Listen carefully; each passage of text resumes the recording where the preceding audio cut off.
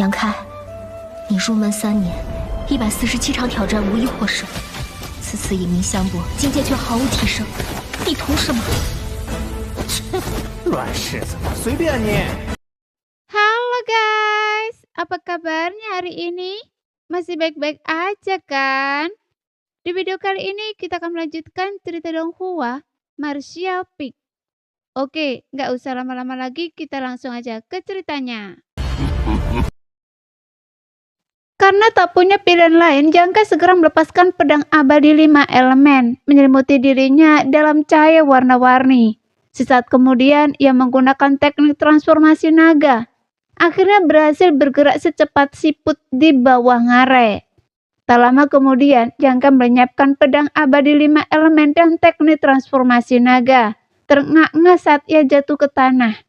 Namun mempertahankan kedua teknik ini dalam waktu yang lama sangat melelahkan. Dengan hasil yang sangat kecil benar-benar membuang-buang energi. Bukankah saya akan terjebak dan mati di tempat terkutuk ini? Sebuah pikiran menyedihkan muncul di benak Jangke. Sesaat kemudian ia merutkan kening. Raut wajahnya penuh keheranan. Ada yang tidak beres. Energi spiritual di sini. Jangke tiba-tiba menyadari bahwa energi spiritual dunia di sini luar biasa padat. Dia tidak tahu seberapa kaya energi spiritual di tanah-tanah terberkati terbaik di batas bintang. Karena ia baru berada di sana sebentar dan belum mengunjungi markas besar sekte besar manapun. Namun energi spiritual di sini jauh melampaui apapun yang dapat dibayangkan Jangke. Bahkan jauh melampaui markas besar sekte bulu biru. Dan tentu saja tidak sebanding dengan gua tempat tinggal yang ia sewa di kota hutan Mample. Karena kepadatan energi spiritual di sini melampaui imajinasi terliar Jangke. Duduk di sini tanpa perlu mengalirkan energinya. Energi spiritual di sekitarnya mengalir ke tubuhnya dengan sendirinya. Dan dalam sekejap kekuatan Jangke sebelumnya dikeluarkan Jangke pulih sepenuhnya. Pasti ada sesuatu yang salah. Sejak memasuki pagoda 5 warna ini, Jangke merasa bahwa energi spiritual di sekitarnya sangat tipis. Baik di tempat pertama maupun kedua. Kemunculan tiba-tiba area energi spiritual yang begitu padat itu mustahil untuk diabaikan. Terlebih lagi, karena medan gravitasi alam yang mengerikan di sini, semua energi spiritual tertahan erat dalam radius 3 kaki dari tanah, tak mampu berdifusi keluar. Hal ini menciptakan pandangan yang aneh. Di ruang 3 kaki di bawah tanah di ngare, energi spiritual sepadat kabut tebal, bahkan menunjukkan tanda-tanda membentuk benang. Jangke yang baru saja mengalami pergolakan sebelumnya tidak terlalu memperhatikan, tetapi setelah mengamati lebih dekat, ia langsung tercengang. Mungkinkah ada harta karun di bawah tanah? Sebuah pikiran tak terkendali muncul di benak Jangke. Hanya dugaan inilah yang dapat menjelaskan keanehan tempat ini. Memikirkan hal ini, Jangke tak kuasa menahan kegembiraan. Ia memaksakan diri untuk berdiri, menyalurkan kekuatan batinnya. Dengan kelima jarinya yang terkatup rapat, puluhan benang darah emas perlahan muncul melilit, dan perlahan berubah menjadi benda seperti bor. Dengan teriakan pelan dari Jangke, bor yang terbentuk dari benang darah emas itu berputar dan menghantam tanah. Detik berikutnya, raungan memekakkan telinga bergema, cahaya kemasan memancar. Puluhan benang darah emas tiba-tiba menghilang, menampakkan wujud aslinya. Tak lagi mampu mempertahankan bentuk bor. Sementara itu, di suatu tempat di tanah, api berkelap-kelip dan percikan api berterbangan. Sesaat kemudian, Jangka menatap kawah kecil seukuran butiran beras di tanah dengan mata terbelalak dan berseru kaget. Sekeras itu. Ia kini yakin pasti ada harta karun di bawah tanah. Dari pengamatannya, tanah itu hanyalah tanah biasa, tetapi entah mengapa, sebuah kekuatan tak terlihat telah mengeraskannya, membuatnya kebal bahkan terhadap benang darah emas. Serangan kekuatan penuh hanya meninggalkan kawah seukuran butiran beras yang lenyap dalam sekejap mata. Tanah kembali mulus. Kekuatan tak terjelaskan itu bahkan memiliki kemampuan untuk memperbaiki diri. Jangka menyaksikan dengan hasrat membara, namun sama sekali tak berdaya. Karena jika ia tak bisa menggali tanah, ia tak mungkin bisa mengambil harta karun di bawah tanah. Namun tanpa mengambil harta karun itu, dalam kondisinya saat ini, ia bahkan tak mampu menggali tanah. Ini bagaikan lingkaran iblis, seperti dilema ayam dan telur. Seandainya Xiao ada di sini. Yang tiba-tiba merindukan kemampuan Xiao. Kemampuan bawaan ras golem batu adalah melahap mineral untuk memperkuat diri, tetapi mereka juga bisa bebas menjelajahi bawah tanah tanpa batasan apapun. Jika Xiao tidak terpisah darinya, Yang bisa saja menggunakan kekuatannya untuk menggali tanah dan mengambil harta karun itu. Sayangnya, Yang tidak tahu di mana Xiao berada. Adapun tubuh Dharma di dalam mutiara alam mistis, meskipun itu juga golem batu, ukurannya terlalu besar. Dan ketidakmurniannya belum sepenuhnya dimurnikan. Yang memperkirakan ia tak bisa menggunakan kemampuan menggali tanahnya. Tepat saat ia dipenuhi kekecewaan, mata Yang tiba-tiba berbinar kembali dan ia teringat sesuatu.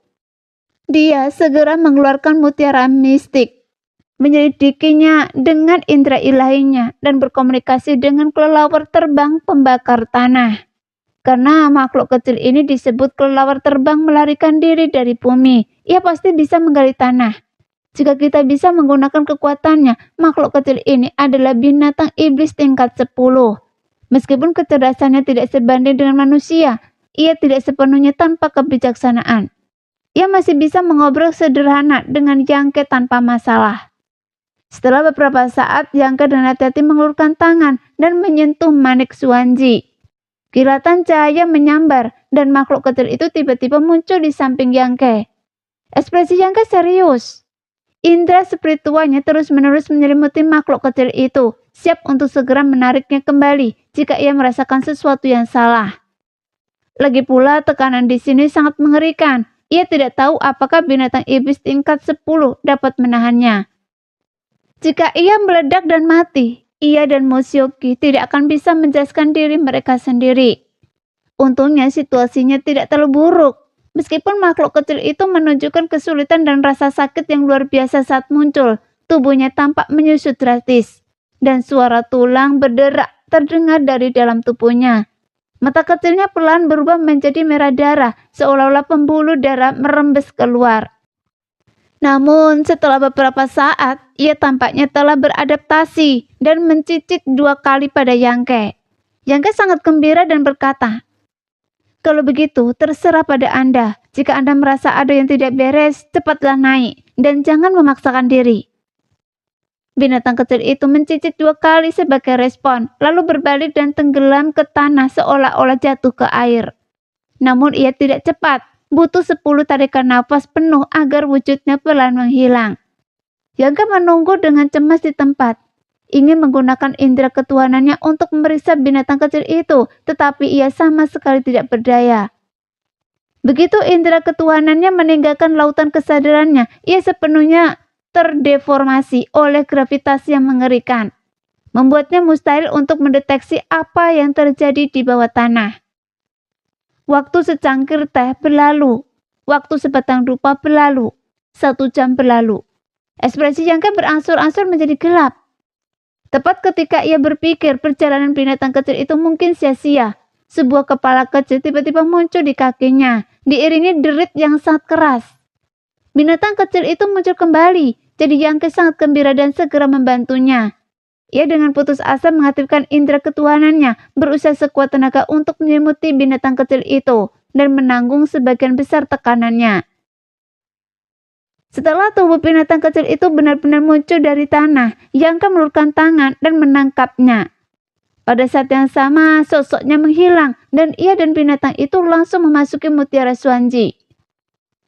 Di suatu tempat di mutiara Xuanji, Yang duduk bersila di tanah. Binatang kecil itu terengah-engah, berlutut, tampak kelelahan setelah pertempuran sengit. "Anda sudah bekerja keras," kata Yang sambil membelai bulunya dengan lembut. Binatang kecil itu mengangkat kelopak matanya dengan lemah, meliriknya lalu terdiam. Tak lama kemudian ia tiba-tiba berdiri, membuka mulut kecilnya dan meludahkan benda berwarna coklat kekuningan seukuran telur merpati. Yangka meluruskan tangan untuk menangkapnya, tetapi meskipun ukurannya kecil, benda itu menghantamnya begitu keras hingga ia hampir jatuh tertelungkup ke tanah. Seolah-olah beban berat telah dijatuhkan ke tangannya. Karena terkejut, ia segera menggerakkan kekuatannya untuk menyeimbangkan diri, berusaha untuk tidak mempermalukan dirinya sendiri. Binatang kecil itu mencicit, seolah-olah dengan sedikit rasa kegembiraan dan kemalangan. Tapi Yangka mengabaikannya dan malah dengan serius memeriksa benda tak beraturan berwarna coklat kekuningan di tangannya. Ekspresinya berubah beberapa kali sebelum akhirnya berseru kaget. Tanah berat. Benda yang dibawa makhluk kecil itu dari bawah tanah ternyata adalah sebidang tanah berat. Jelas, tanah berat dan air lemah adalah harta karun dengan tingkat yang sama. Keduanya luar biasa berat dan memiliki sifat yang unik. Seniman bela diri biasa jarang melihatnya, dan bahkan mereka yang memiliki tingkat kultivasi tinggi pun merasa sangat sulit menemukan harta karun semacam itu. Musyoki memiliki mutiara air lemah yang tampaknya terbuat dari air lemah.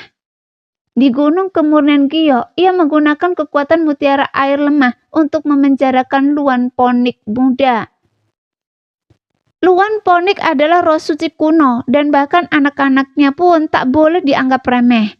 Kematian begitu banyak orang di Gunung Kemurnian Gyo hari itu adalah bukti terbaiknya. Namun mereka yang terkurung di dalam mutiara air lemah tak berdaya untuk membebaskan diri, menunjukkan kekuatannya yang luar biasa. Latar belakang Musyoki tidaklah remeh, jadi tidak mengherankan ia memiliki harta karun seperti mutiara air lemah. Di sisi lain, tanah berat setara dengan air lemah, dan dalam beberapa hal, bahkan lebih langka dan lebih berharga. Karena bobotnya yang sangat berat, tanah berat tidak hanya memiliki medan gravitasi alami, sehingga cocok untuk dibudidayakan oleh seniman bela diri, tetapi juga untuk membuat berbagai harta karun. Adapun jenis artefak rahasianya menambahkan tanah berat akan meningkatkan bobotnya secara signifikan dan membuatnya sangat kokoh serta tidak mudah hancur. Lebih lanjut, tanah berat memiliki sifat magis tertentu. Jika digunakan untuk menempa alkimia atau tungku pemurnian senjata, tanah berat dapat meningkatkan tingkat keberhasilan proses ini. Para alkemis dan pemurni senjata sangat mengabdikan diri pada tanah berat. Terlebih lagi karena energi spiritual aura atribut buminya yang kaya. Menanamkan tanaman spiritual di tanah berat dapat mempersingkat siklus pertumbuhannya secara gratis.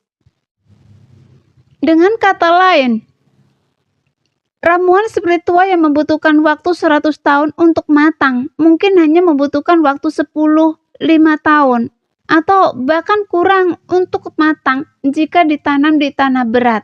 Harta karun seperti itu tidak hanya didambakan oleh banyak seniman bela diri, tetapi juga didambakan oleh sekte-sekte besar. Sekte mana yang tidak memiliki kebun herbal sendiri?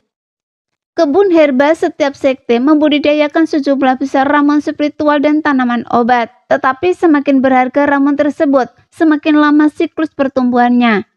Dekade atau bahkan abad dianggap singkat. Ratusan atau bahkan ribuan tahun dianggap normal, dan beberapa bahkan membutuhkan ribuan tahun untuk matang. Ramuan siklus panjang ini umumnya di luar kemampuan seniman bela diri individu yang kekurangan waktu dan energi. Hanya sekte yang memiliki kemampuan ini, tetapi bahkan dalam hal itu, investasi waktu yang signifikan tetap diperlukan. Namun, memiliki tanah berat benar-benar mengubah situasi. Tanah berat dalam jumlah yang cukup dapat memungkinkan 1 hektar kebun herbal untuk terus menghasilkan berbagai herbal spiritual dan tanaman obat. Jika dikelola dengan baik, itu dapat meningkatkan kekuatan ke tingkat yang lebih tinggi. Sayangnya, kelangkaan tanah berat juga melahirkan keputusasaan. Kemunculan tanah berat sesekali di dunia ini sebagian besar digunakan untuk memurnikan harta karun rahasia, sehingga tidak dapat digunakan di kebun herbal. Pengetahuan Yangke tentang tanah berat berasal dari kultivasinya yang berkelanjutan terhadap pedang 5 elemen abadi. Pedang 5 elemen abadi membutuhkan 5 harta karun elemen untuk dikultivasikan. Jadi dia sangat memperhatikan harta karun dari 5 elemen. Tanah berat tidak diragukan lagi merupakan harta karun tertinggi dari elemen tanah. Dalam beberapa hal, benda itu waspada, lebih berharga daripada esensi sejati matahari yang sebanding dengan teratai penghangat. Sepotong kecil tanah berat ini seukuran telur merpati. Cukup untuk memurnikan beberapa harta rahasia, tetapi Yangke tentu saja tidak puas. Ia yakin masih ada lebih banyak tanah berat di bawah tanah ngarai. Kalau tidak, bagaimana mungkin medan gravitasi di sini begitu mengerikan?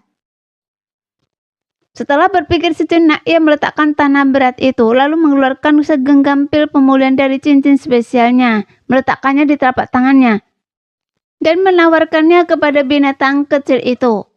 Sekarang binatang kecil itu kelelahan, bahkan tidak memiliki kekuatan untuk bergerak. Tetapi setelah melihat pil-pil ini, matanya berbinar dan ia membuka mulut kecilnya, menelan semuanya. Bahkan pil dikunyah seperti permen, menghasilkan suara kriuk yang keras. Mau pil roh? Saya punya banyak di sini. Yangke tersenyum tipis, melambaikan tangannya, dan mengeluarkan lebih dari selusin botol giok. Mata binatang kecil itu bersinar lebih terang.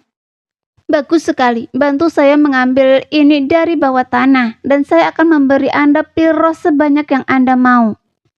Yangke terkekeh menunjuk ke tanah berat itu, menggodanya dengan berbagai manfaat. Mata binatang kecil itu melirik sekeliling, jelas sangat tertarik. Sesaat kemudian binatang kecil itu mencicit 2 kali, seolah menanggapi Yangke. Di dalam mutiara Suanji tanpa terpengaruh oleh medan gravitasi, Yangke dan binatang kecil itu bermeditasi dan beristirahat di sana, pulih dengan sangat cepat. Dengan bantuan pil roh itu, binatang kecil itu kembali berenergi hanya dalam 2 jam. Baru setelah itu Yangke membawanya kembali ke ngarai. 1 jam kemudian binatang kecil itu muncul dari bawah tanah. Yangke segera membawanya kembali ke mutiara Suanji untuk memulihkan diri. Sesaat kemudian Yangke dengan senang hati mendapatkan sebidang tanah berat seukuran telur merpati. Siklus ini berulang. 5 hari kemudian tumpukan tanah berat di depan Yangke telah tumbuh seukuran meja dan tebalnya setidaknya 3 jari. Tumpukan tanah berat sebesar itu sungguh menakjubkan. Bahkan sebongkah tanah seukuran kuku jari pun dapat mengangkat harta karun rahasia ke tingkat yang lebih tinggi, menjadikannya tak ternilai harganya. Tumpukan tanah berat seukuran meja dan setebal 3 jari ini kemungkinan besar akan membuat 10 kaisar agung iri, bahkan rela mengabaikan status mereka dan berebut mendapatkannya. Yangke akhirnya percaya bahwa bagian dalam pagoda 5 warna memang merupakan tanah kuno. Kalau tidak, di mana harta karun seperti itu akan ditemukan? Berkat medan yang unik dan medan gravitasi ngarai yang mengerikan inilah, ia tidak mendapatkan manfaat seperti itu. Harta karun itu pasti sudah diambil oleh orang lain sejak lama. Siapapun yang melewati ngarai ini dan menyadari anomali, itu pasti akan jatuh dan mati. Hanya dia, dengan bantuan mutiara alam mistis yang lolos dari kematian dan akhirnya menuai pahala yang luar biasa. Seharusnya ia menyadari lebih awal, bahkan anomali di bawah ngarai itu begitu jelas. Apalagi dunia ini selain tanah berat yang bisa memicunya. Binatang kecil itu masih sibuk di luar, tetapi medan gravitasi di ngarai telah melemah hingga hampir tak berarti. Lagi pula Yangke telah memindahkan sebagian besar tanah berat ke dalam mutiara alam mistis, sehingga medan gravitasi yang disebabkan oleh tanah berat tersebut telah menghilang secara alami. Oleh karena itu, Yangke tidak perlu mengkhawatirkan keselamatan binatang kecil itu. Saat ini, dengan sebuah pikiran, ia menyalurkan kekuatannya dan menyapu semua tanah berat di depannya. Di luar, ia pasti tidak memiliki kemampuan ini. Mungkin hanya seorang ahli alam kaisar yang bisa melakukan ini. Namun ini adalah alam mistis kecil, ruang di dalam mutiara alam mistis. Dan mutiara alam mistis adalah harta rahasia Yangke. Setelah beberapa penyempurnaan, Yangke dapat mengendalikan segalanya di sini. Meski begitu, terbang dengan begitu banyak tanah berat masih sangat melelahkan. Setelah akhirnya membawa tanah berat itu ke sekitar kebun herbal, Yangke memandangi kebun herbal yang kosong, tersenyum penuh arti dan menggunakan tekniknya untuk mengulbur tanah berat di dalam kebun herbal. Dengan cara ini, ia akan memiliki kebun obat yang luar biasa. Jika ia melihat bibit langka dan berharga di masa depan, ia bisa memindahkannya untuk memperpendek siklus pertumbuhannya. Selama mereka bukan jenis tanaman spiritual yang akan langsung mati setelah dipindahkan, ia tidak perlu khawatir tentang kelangsungan hidup mereka. Tentu saja, Yangke juga meninggalkan sebidang kecil tanah yang berat untuk dibudidayakan pedang 5 elemen abadi miliknya. Setelah memeriksa temuannya, Yangke sangat puas. Kemudian dengan sekejap ia menghilang dari tempatnya. Ketika muncul kembali, ia sudah berada di dasar ngarai. Tanpa medan gravitasi, energi spiritual padat di dasar ngarai akhirnya terbebas dari belenggunya dan menghilang ke atas. Makhluk kecil itu tak terlihat dimanapun, kemungkinan besar masih sibuk di bawah tanah. Tanah yang berat sangat langka sehingga Yangke tentu saja tidak ingin melewatkan sedikit pun. Jadi ia menyuruh makhluk kecil itu dengan tekun mencari di bawah tanah. Menemukannya akan menyenangkan, tetapi tidak menemukannya bukanlah masalah besar. Hasil panennya kali ini sudah cukup banyak. Ia mulai berjalan dan segera tiba di sebuah kerangka, mengulurkan tangan untuk mengambil cincin spesial dari tangan kerangka itu. Tidak diketahui apa yang menyebabkan kerangka itu mati di sini. Semua daging dan darahnya telah lama lenyap, hanya menyisakan tulang putih dan cincin spesial. Tentu saja Yangke tidak punya alasan untuk melepaskan harta rampasan orang mati itu. Setelah mencari, Yangke sebenarnya telah mengumpulkan lebih dari 50 cincin spesial di dasar ngarai. Dengan kata lain, lebih dari 50 orang tewas karena jatuh saat lewat. Dan sebagian besar kemungkinan adalah prajurit alam Raja Kekosongan. Kecuali mereka yang baru saja meninggal, sisanya kemungkinan berasal dari Istana Dewa Bintang. Setelah pemeriksaan singkat, Yangke cukup terkesan. Seperti yang diharapkan dari para murid Istana Dewa Bintang, cincin setiap orang dipenuhi dengan kekayaan yang cukup besar, termasuk sejumlah besar kristal origin, serta beberapa harta karun dan ramuan rahasia. Sayangnya beberapa cincin terlalu tua dan rusak, sehingga mustahil untuk mengambil isinya. Bahkan beberapa barang, setelah diambil, telah kehilangan banyak energi spiritual dan tidak berguna. Yangke menyimpan barang-barang yang berguna dan membuang yang tidak berguna. Tiba-tiba ia mendapatkan lebih dari 300.000 kristal origin tingkat rendah. Lebih dari 5.000 kristal origin tingkat menengah, tetapi tidak melihat kristal origin tingkat tinggi. Sedangkan untuk harta karun rahasia alam Raja Kekosongan, ia mendapatkan sebanyak 30 atau 40 buah, termasuk 2 harta karun sumber Dao. Hal ini membuat Yangke cukup terkesan. Terakhir kali ia diam-diam menjual banyak pil roh di pasar gelap, tetapi hanya mendapatkan kurang dari 200.000 kristal sumber. Sekarang, hanya dengan menyusuri ngarai saja telah menghasilkan panen yang begitu besar. Hal itu segera menyelesaikan krisis keuangannya yang mendesak. Setelah memastikan tidak ada yang hilang, Yangke berdiri di sana dengan puas menunggu. Beberapa saat kemudian, makhluk kecil itu muncul dari tanah dan terbang ke Yangke. Ia membuka mulutnya dan memuntahkan beberapa benda. Yangke awalnya kecewa karena tidak menemukan tanah yang berat. Namun setelah mengamati lebih dekat, ia menjadi senang. Mutiara urat bumi. Begitu banyak mutiara urat bumi. Kali ini semua yang ditemukan makhluk kecil itu di bawah tanah adalah mutiara urat bumi. Urat bumi adalah produk dari energi spiritual yang melimpah. Markas besar setiap sekte dibangun di tempat dengan urat bumi yang memastikan kultivasi para pengikutnya. Semakin kuat sekte tersebut, semakin baik urat bumi yang mereka tempati. Sekte yang lebih kecil hanya dapat menempati urat yang sedikit kurang diminati. Setiap tahun, banyak sekte dan keluarga saling bertarung untuk berebut tanah dengan garis lei, yang mengakibatkan kematian dan cedera yang tak terhitung jumlahnya. Urat-urat bumi tidak dapat digerakkan, memindahkannya akan menghancurkan sumbernya, sehingga tidak berkelanjutan. Oleh karena itu, satu-satunya cara untuk mendapatkan urat-urat bumi yang baik adalah dengan merebut wilayah. Namun selalu ada pengecualian. Beberapa urat bumi telah berada di bawah tanah selama bertahun-tahun yang tak terhitung jumlahnya. Dan karena keadaan khusus, energinya terkondensasi. Akhirnya membentuk entitas khusus.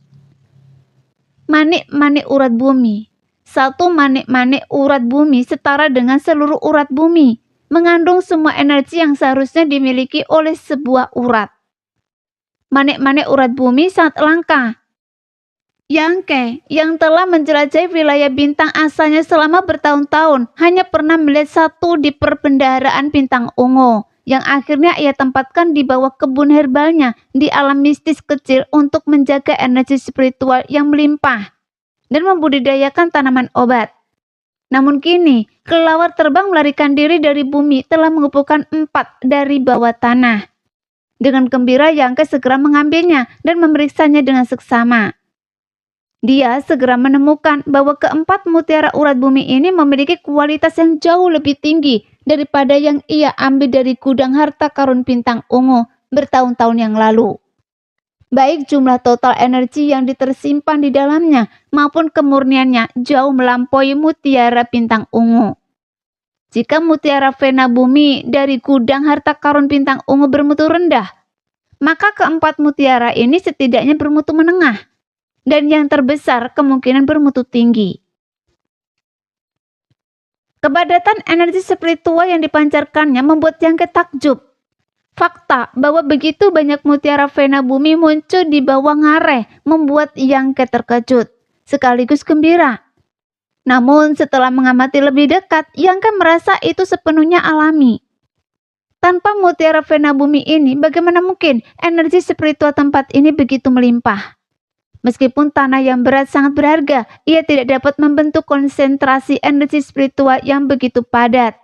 Hanya mutiara Vena bumi yang bisa. Namun, keberadaan tanah yang berat kemungkinan besar merupakan sumber pembentukan mutiara Vena bumi. Medan gravitasi alami sangat mengerikan. Energi spiritual apapun yang berkeliaran di dekatnya secara alami akan tenggelam ke dasar lembah.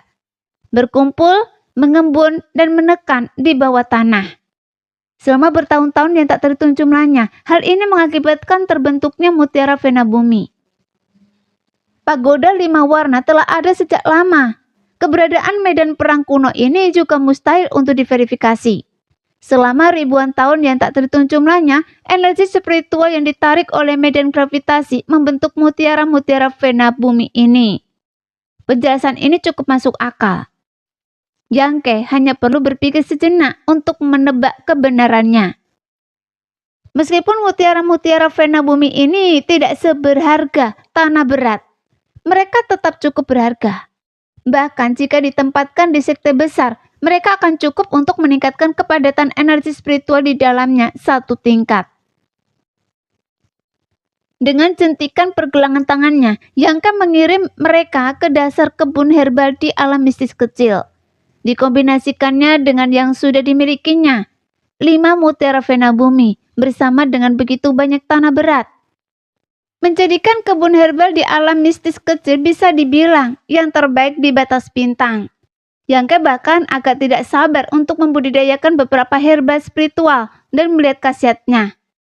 Setengah hari kemudian, Yangke menghela nafas dan menyerahkan untuk melanjutkan pencarian. Sepertinya semua manfaat di bawah tanah telah diambil. Tanpa tanah berat dan mutiara urat bumi, area di bawah Ngare telah kembali ke lingkungan yang sama seperti tempat lain. Dengan energi spiritual yang sangat tipis, tidak cocok untuk tinggal lama. Ia kemudian melambaikan tangan kepada binatang kecil itu, melepaskan kekuatannya, dan terbang tinggi. Tanpa tarikan medan gravitasi alami, ia terbang mendaki Ngare dengan mudah. Kelelawar terbang bumi melarikan diri terus memimpin jalan, mencari keberadaan Musyoki. Sementara Yangke mengikuti dengan santai di belakang. 3 hari kemudian, Yangke melewati sebuah bukit kecil, tiba-tiba melirik ke bawah seolah merasakan sesuatu. Senyum dingin tersungging di bibirnya. Ia berhenti dan berkata, "Teman, apakah Anda akan keluar sendiri, atau saya harus memaksa Anda keluar?" Tidak ada jawaban dari bawah, hanya gerimisik kededaunan yang tertiup angin. Dasar bodoh. Jangka mendengus dingin, mengangkat tangannya dan seutas benang darah keemasan melesat keluar, mengenai titik tertentu di bawah. Tepat pada saat itu, cahaya biru menyambar dari bawah, bertemu dengan benang darah keemasan itu. Dengan suara keras, benang darah kemasan itu terpantul kembali. Dan di bawah di tempat yang sebelumnya tidak ada siapa-siapa, duduk seorang pria parubaya bersila. Wajahnya pucat, menatap Yangke dengan tatapan berbisa. Matanya dipenuhi niat membunuh yang mengerikan. Yangke terkejut. Dengan penglihatannya, ia langsung menyadari bahwa pihak lain terluka parah dan bukan sembarang luka, melainkan luka yang tampaknya telah merusak fondasinya. Situasi ini benar-benar berbeda dari dugaannya. Ia mengira orang ini bersembunyi di sini untuk menyergapnya, tetapi siapa sangka ia bersembunyi di sini untuk menyembuhkan luka-lukanya, hanya untuk kemudian keberadaannya terbongkar oleh serangannya sendiri. Untuk sesaat Yangke merasa agak malu, namun ia cukup berterus terang. Menyadari ada yang tidak beres, ia segera menangkupkan tangannya untuk meminta maaf dan berkata, "Maaf, sepertinya ada kesalahpahaman. Mohon maafkan saya, teman. Anda bisa melanjutkan penyembuhan. Saya pamit dulu." "Teman, bukankah Anda di sini untuk mengambil nyawa saya? Jika Anda akan melakukannya, lakukan saja. Mengapa berpura-pura baik?" Sesuatu yang lebih tak terduga terjadi. Setelah mendengar penjelasan Yangke, pria parubaya itu tidak menurunkan kewaspadaannya. Sebaliknya ia berteriak dengan marah, seolah-olah Yangke benar-benar menyimpan kebencian yang tak terdamaikan padanya. Yangke merutan kening dan berkata, "Teman, Anda salah paham. Saya bahkan tidak mengenal Anda. Untuk apa saya mengambisi nyawa Anda?" Ini pada akhirnya adalah kesalahannya sendiri, jadi ia tidak mempermasalahkan sikap kasar orang itu. Sambil berbicara, ia mengeluarkan sebuah botol giok dan memperlemparkannya kepada pria itu sambil berkata, "Ini sebotol pil penyembuh, ini akan meringankan kondisi Anda." Setelah mengatakan ini, ia segera pergi. Pria parubaya itu terkejut. Pada titik ini, ia tampaknya menyadari bahwa Yangke tidak bersungguh-sungguh. Jika tidak, Yangke bisa saja membunuhnya saat ia kelemah. Ia mengulurkan tangan, mengambil botol giok itu, membukanya, dan mengendusnya, memastikan bahwa itu memang obat penyembuh. Ekspresinya langsung mengeras karena melawan. Melihat Yangke hendak pergi, pria itu akhirnya memutuskan dan berkata dengan suara rendah, "Tunggu." Yangke berhenti meliriknya dan mendesah, "Apalagi yang Anda inginkan, teman? Meskipun saya telah menghancurkan tempat persembunyian Anda bisa mencari tempat lain. Saya juga sudah memberi Anda sebotol pil penyembuh. Lupakan saja, jangan coba-coba." Mendengar ini, pria parubaya itu tidak menunjukkan kemarahan. Sebaliknya, ia tersenyum misterius dan berkata dengan suara rendah, "Bukan itu yang ingin saya bicarakan." "Lalu apa yang Anda inginkan?" Yangke tampak agak tidak sabar. "Apakah Anda menginginkan buah sumberdo?" Tanya pria parubaya itu perlahan, menatap Yangke. "Apa?" Ekspresi Yangke berubah serius. Ia segera berbalik dan dalam beberapa saat ia sudah berada di samping pria parubaya itu. Tatapannya menyapu cincin spesial pria itu dan ia berkata dengan suara berat, "Anda baru saja menyebutkan buah sumberdo?" "Benar, teman, Anda tidak salah dengar. Saya memang menyebutkan buah sumberdo." Pria parubaya itu mengangguk. "Anda mendapatkan buah sumberdo?" Yangke menatapnya dengan heran. Pria parubaya itu mengangguk lagi dan berkata terus terang, "Tanah suci bela diri surgawi menempatkan 3 buah sumberdo di dalam pagoda 5 warna kali ini, dan saya cukup beruntung mendapatkan salah satunya." Sebelum Yangke sempat bertanya di mana buah sumberdo berada, pria parubaya bermarga Zhang tersenyum tipis dan berkata, "Teman, Anda tak perlu berpikir macam-macam. Sekalipun Anda membunuh saya, Anda tidak akan mendapatkan buah sumberdo itu. Sebelum saya mulai menyembuhkan luka-luka saya, karena saya menyembunyikannya di tempat yang aman." Yangke tak kuasa menahan batuk pelan. "Untuk apa saya membunuh Anda?" "Sulit dikatakan." Pria bermarga Zhang terkekeh. "Teman, Anda tidak tampak seperti penjahat. Kalau tidak, Anda tidak akan pergi semudah itu. Saya khawatir Anda pasti sudah berpikir untuk membunuh saya demi harta karun itu. Tapi buah Do itu sangat berharga, terutama bagi orang-orang seperti kita. Saya tidak bisa menjamin Anda akan mengampuni nyawa saya menghadapi harta karun sebesar itu. Anda benar. Yangka mengangguk, menyetujui pernyataannya. Bahkan jika seniman bela diri biasa tidak akan secara aktif membunuh demi harta karun, apakah mereka bisa menjaga integritas mereka di hadapan benda spiritual langka seperti buah sumber do? Adalah soal lain. Tapi Anda berinisiatif memanggil saya kembali dan berbicara tentang buah sumber do. Apa yang Anda inginkan? Yangka menatapnya dengan curiga. Tentu saja, saya ingin memberikan buah sumber do kepada teman, kata pria bermagazang dengan sungguh-sungguh. Apakah Anda bercanda? Yangka meliriknya, wajahnya penuh ketidakpercayaan. Pria bermagazang menggelengkan kepalanya. Kata-kata orang yang sekarat itu baik. Untuk apa saya bercanda dengan Anda tentang ini? Mata Yangka menyipit dan ia berkata dengan tenang. Saya rasa Anda tidak akan mati dalam waktu dekat. Pria bermagazang tersenyum pahit. Untuk melarikan diri, saya menghabiskan 80% esensi dan darah saya. Bahkan jika saya selamat, kultivasi saya akan anjlok. Terlebih lagi, saya telah diracuni dan bahkan lautan keseharian saya telah terkontaminasi. Ekspresi Yangka berubah dan ia melepaskan indera ilahnya untuk memeriksa pria itu dengan seksama, memastikan bahwa ia tidak berbohong. Pria bermagazang ini hanya menggonggong tanpa daya, berjuang sekuat tenaga untuk mempertahankan hidupnya.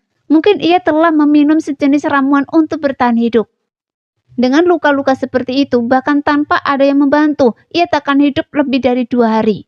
Jadi Yangka mendesah. Jika hanya tubuh fisik Anda yang diracuni, saya mungkin bisa membantu Anda, tetapi bahkan kesadaran ilahi Anda telah rusak. Saya tidak berdaya menyelamatkan saya. Sesudah siap teman saya. Jangan khawatir. Pria bermagazang itu tampak acuh tak acuh, terkekeh saat mendengarnya. Saya orang asing bagi Anda. Hidup atau mati Anda bukan urusan saya. Tapi Anda memanggil saya kembali, mengatakan akan memberi saya buah sumber do, dan tak ada makan siang gratis. Katakan pada saya, apa yang Anda inginkan? Temanku memang orang bijak. Senyum pria bermagazang lenyap dan ia berkata, waktunya singkat, saya akan langsung ke intinya. Yangka mengangguk, memangsang postur mendengarnya. Saya bisa memberi Anda lokasi buah sumber do. Setelah Anda mengambil buah sumber do, setiap kali Anda menemukan seseorang untuk mengolahnya menjadi pil, Anda harus memberikan 1 kepada keturunan keluarga Zhang. Kata pria bermagazang itu. Saya Zhang Gaoxuan, kepala keluarga Zhang di kota hutan Mample. Meskipun keluarga Zhang bukanlah keluarga besar di kota hutan Mample, keluarga ini telah berkembang pesat di sini selama ratusan tahun. Ada cukup banyak orang di kota hutan Mample yang mengenal saya. Setelah Anda keluar, Anda bisa bertanya sedikit dan mencari tahu lokasi keluarga Zhang. Setelah Anda mengambil buah sumber do itu, jika Anda gagal mengolahnya menjadi pil, tidak akan ada masalah. Jika Anda berhasil, Anda akan mendapatkan setidaknya 3 pil sumber do. Anda hanya perlu memberikan 1 kepada keturunan keluarga Zhang, dan sisanya milik Anda. Mendengar kata-kata Zhang Gaoxuan, Yangka mengangguk dan berkata, permintaan ini masuk akal, saya setuju. Tapi, apa Anda tidak takut saya tidak menepati janji saya? Zhang Gaoxuan tersenyum ketir. Bagaimana kalau saya takut? Saya tidak punya waktu lama lagi. Jika saya tidak memiliki orang yang tepat untuk mempercayakannya, buah sumber do hanya akan tetap berada di pagoda 5 warna ini, dan keluarga Zhang saya tidak akan mendapatkan manfaat apapun. Jadi, saya tidak punya pilihan selain bertaruh. Sayang sekali saya tidak memiliki kontrak jiwa. Kalau tidak, saya tidak perlu khawatir tentang apapun. Lalu, apa Anda ingin saya bersumpah? Yangka menyeringai. Yang Gaoxuan meliriknya dan berkata dengan acuh tak acuh. Lupakan saja dengan sumpah. Saya benar-benar tidak punya pilihan. Dan menurut saya, karakter Anda cukup baik. Jadi saya melakukan ini. Selain itu, setelah Anda pergi, saya ingin meminta Anda untuk mengawasi keluarga Zhang selama 10 tahun. 10 tahun? Jangka mendengus dingin. Temanku benar-benar tahu cara meminta jumlah yang sangat besar. Apakah 10 tahun terlalu lama? Yang Gosuan menatap Yang Ke dan heran. Anda seharusnya tahu bahwa yang saya berikan pada Anda adalah buah sumber do. Seniman bela diri biasa tidak akan pernah bermimpi melihatnya, bahkan jika mereka mengabdikan seluruh hidup mereka untuk itu. Dengan itu, peluang Anda untuk maju ke alam sumber do akan meningkat setidaknya 40% hingga 50%.